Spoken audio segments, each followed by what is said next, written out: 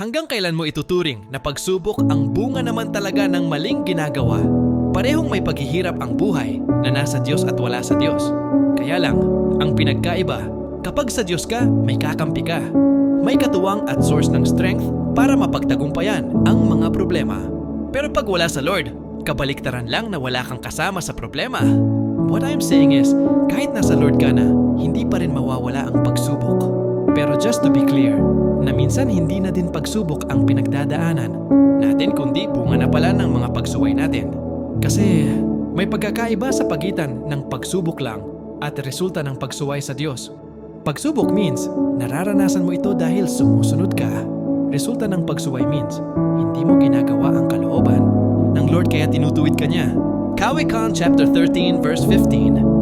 Ang mabuting pag-unawa ay nagbubunga ng kagandahang loob, ngunit ang landas ng masuwayin ay humahantong sa kapahamakan. Minsan nakala natin sinusubok lang tayo pero ang totoo, tinutuwid na pala tayo ng Diyos kasi sumuway tayo.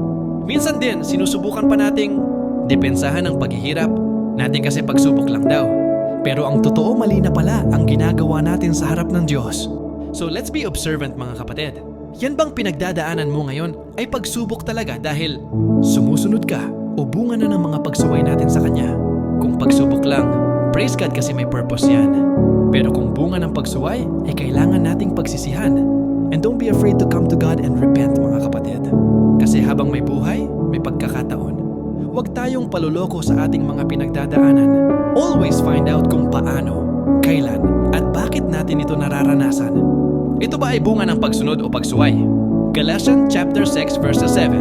Huwag ninyong ang inyong sarili hindi maaaring tuyain ng Diyos. Kung ano ang itinanim ng tao, yun din ang kanyang aanihin.